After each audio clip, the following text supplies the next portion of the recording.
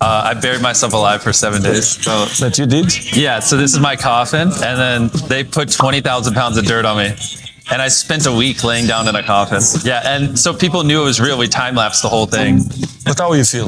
Oh, horrible. I couldn't move for a whole week. You didn't move for a whole week? Yeah, I laid down there. So then if you like skip to the end, this is after 7 days. And this is when they dug me up. That you've been like... Laying, yeah. So that's the medic had to help me up because like they were worried I'd have a blood clot. So a medic had to check me out when I stood up. But you feel it inside bad or... Yeah, it was horrible. No, bro. I have Crohn's. I actually can't eat that. Like, that's crazy. No shot. Nothing. Okay, give it a minute. Give it a minute. Yeah. I ain't a baby. It's not 800,000 Scoville. Holy Is that Chad. that's not 800,000 then. It is. No shot. I have the best tolerance for this. How are you that crazy? Yeah. Nothing. No, sit here. Because a lot of people say Antarctica that they're hiding secret stuff up there, that there's that kind of energy. Oh boy. Yeah, Antarctica. You should go to Antarctica at some time in your life. It is. Oh, I would love to go up there if they'll have me up there. So there's like, you go to South America and you get on a Boeing 747, like an actual like commercial plane. You go to South America. Yeah. You go all the way to like the very bottom, like of Chile. Oh, because Antarctica's at the bottom. Yeah. And then you board like a commercial plane, like you're flying like fucking Delta here, and it just starts flying, and you fly over the ocean, and then you see just endless abyss of white snow and mountains, and you just keep flying deeper and deeper and deeper into it, and then you just see there's just fucking ice runway. I mean, it's the sketchiest thing you'll ever see in your life, and it just lands this commercial airliner there. I had no idea of any of this going into it. I was offered $5,000 for a video, but this was when I was like 19. I was like, double it. And I'll walk outside and I'll give it to a homeless person. And they're like, no, you won't. And I was like, double it. And I was like pacing around my neighborhood for 3 hours, convincing this guy, like on the phone, just double the money. I promise the video will go viral and I'll give it to a homeless person. I was like, $10,000 just looks better in a title. It'll get more views. I promise your app will do better. A lot of times people, oh boy, it's like they think their videos are better than they are, honestly. And that Jimmy, tell them. I mean, they do that, and they have horrible friend groups because you really are like the type of YouTubers you hang around. It's getting people with the right YouTuber friend group that aren't pussies and will actually tell them when their content's bad and like actually roast it and help them get better in a nice, positive way. Basically, what I did was I've somehow found these other like 4 lunatics. 3 of us were college dropouts. 1 was a high school dropout, and 1, I don't know, he just like quit his job. We were all super small YouTubers, and we basically talked every day for 1,000 days in a row and did nothing but just like hyper study, like what makes a good video, what makes a good thumbnail, what's good pacing, like how to go viral. We would just get on Skype every morning, and like some days like I'd get on Skype at 7 a.m. and I'd be in the call until like 10 p.m. and then I'd go to bed, I'd wake up and I'd do it again. We'd do things like take 1,000 thumbnails and see if like there's a correlation to the brightness of the thumbnail to how many views it got. Imagine a world where it's just you working solo and you work 12 hours a day every day for like a year, and you're just grinding, you make a mistake, you learn from it, you grind, you make a mistake, you learn from it, and you do that for like a year. And then imagine a different world where you have 4 friends who are also equally grinding in something similar. Friend number 1 makes a mistake on Friday, he teaches the other 4 people. Friend number 2 makes a mistake the next week, teaches everyone. And then like you're all learning from each other's mistakes. You're all constantly studying 24/7 and downloading each other. Like after a year, you're like 2 years ahead of the guy who was just solo. Do you frequently go that far out of your way to capture the thumbnail? Yeah, I mean, of course, everyone should. If people don't click, they don't watch. So you want to give them something to click. Something a lot of people forget is like unsuggested on phones, thumbnails are really fucking small. So like people are editing thumbnails full blown on their computer, and when you shrink it down, you can't see. We try to all around be above the rest. Anyone can clickbait, but do you actually like deliver on it? We say we put 100 million Orbeez in the backyard. We put 100 million Orbeez in the backyard. Your title and thumbnail set expectations. Like what you're saying is like, I like bananas, and what you need is bananas are the best goddamn food on the planet. Like that's the type of opinion you need. Like you need something like how to get 100 million views on YouTube, or not even that. That's not strong enough. You need something that makes people go, what the fuck? What the fuck did he say in that video? What the fuck? I need to know. At the very beginning of the video, to minimize drop-off, you want to assure them that those expectations are being met. If you're putting 1 million Orbeez in a pool, don't start the video with you shopping for, you know, your mom's birthday present.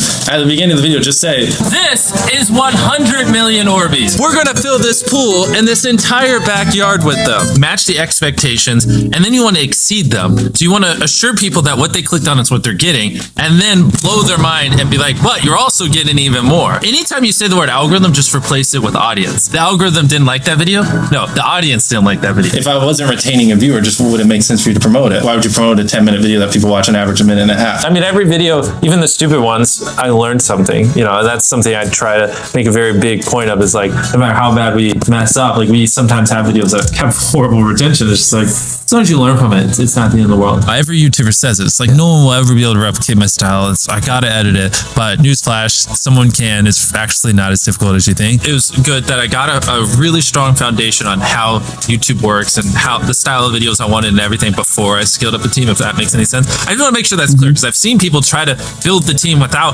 foundation and knowing how to do well. And I know that if we film this video, it will do well, just because I've spent a decade of my life hyper obsessing over YouTube and I have a good pulse on it. But if you didn't have that, then you wouldn't know. Like, you wouldn't be able to spend $4 million on a Squid Game, because you might lose $2 million and then you can't pay your people. But of course, yeah, if I didn't have these people, I couldn't do half the stuff I do. For the last like 8 or 9 years, like every dollar I've made, I just spent it the next month on content. And I just did that every single month, and it just kept getting bigger and bigger. And here we are. Since I was 13, there probably hasn't been a single hour that's gone by that I've been awake where I haven't thought about YouTube. Like, I'm just focused on making the best videos possible, period. I don't care about making money. I don't care about time. I don't care about anything. I just want to make the best videos on the planet. Literally all the algorithm does is reflect what the people want to a T. And if you deny that, you just make terrible videos and are trying to find a scapegoat. We do our videos in other languages as well. If you Google it, it's like only whatever, less than 10% of the world speaks English. So 90% of the world can't even enjoy your content. And when I realized that, I was like, wait a minute, 90% of the world can't even watch this stuff. Like, we just started doing this like 6 months ago, and it's crazy like how viral some of these videos are going. 51 million. In Spanish, the guy who does my dubs is the same guy who dubs Spider-Man. We managed to convince him. So a lot of those comments are like, why does he sound like Spider-Man? Or is Mr. Beast Spider-Man? To me, what's important is click-through rate, getting people to click on your video, and then average view duration, average view percentage, or just relative retention, and, you know, having them watch it. A lot of creators think click-through rate is just like the title and thumbnail and did they click it, but a lot of it too is, did they enjoy your last video? Because if someone watches a video of yours and they loved it, you can bet the next time you're recommended, their chance of clicking is a lot higher. You know, sometimes we're filming for 3 or 4 days, like 10 hours a day, you know, 30, 40 hours of filming plus months of setup, whereas most creators probably film for a couple hours and set up for a day. outside of just filming, I mean, we brainstorm video ideas, I mean, relentlessly, hours every day. By always doing all those things, it just distinctively sets it so far apart that it's basically, in my head, it's like, why would you not watch it? Viewers aren't stupid. They can tell when you know, half ASS, I don't know if I'm allowed to curse, a video, or if you like really put in effort. And like, if they can tell you're putting in a lot of effort, they're going to be more likely to click on future videos. And that snowballs. And because once you build that trust, they get to a point where it doesn't matter what you upload. They just know it's high effort and they just know it's great. And they're just conditioned just to watch because you have a good track record. And so with filming, it's just like trying to make sure we're doing everything we can, no matter how expensive it is, no matter how much time it takes, to make the best video possible. A lot of people, if they gave away 100 grand, they would make a huge deal about it. But we're, you know, sometimes we're just like, yeah, here's 100 grand. Like, thanks for watching, bye. Doing it that way makes it more fun and just more interesting. So I like to keep a little bit of it mysterious because I think that's what people enjoy. A lot of people aren't willing to put in 10 hours days because they don't like what they're doing. So it's finding what they enjoy, because it is like a long grind. Like, you're doing this for years, not months. So if you don't enjoy it, then you're going to burn out. I just had the blessing of finding what I loved at a young age. So like, because to get to this level, it takes, you know, a decade. Most people don't find what they love till their young 20s. So they'd be where I'm at in their 30s. Yeah. I just lucked out and found it when I was really young. Living your life chasing like a nicer car and a bigger and bigger box to live in is kind of like a dumb way to go about life. I actually, funny enough, I lived in like a super below average home.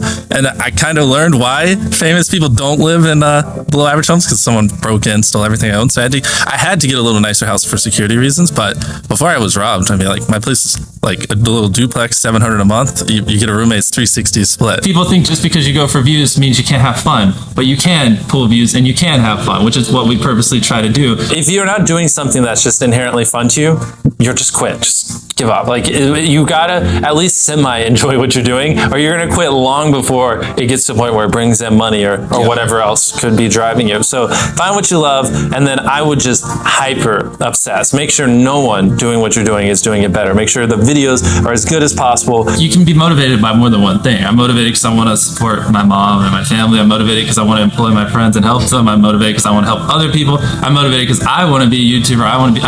I feel like that's another misconception. You can have lots of things that drive you. You know? Absolutely. Yeah. Absolutely. So like, there's just tons of stuff that drive me, and everything drives me to wanting to be a YouTuber. So I kind of obsess over it. For the people that are willing to be coachable, I would say like just education. Like there is a lot of misinformation out there that like people like live and breathe by, like the weirdest stuff. I gotta upload at midnight on Wednesdays or my videos don't do well. It's like just dumb stuff like that just they don't realize how badly they're like handicapping themselves. Some minor tips I could give is like, if somehow you could have a payoff at the end, then more people are gonna watch to the end just to see what happened. Whichever one of these 456 people survives the longest wins 456 grand.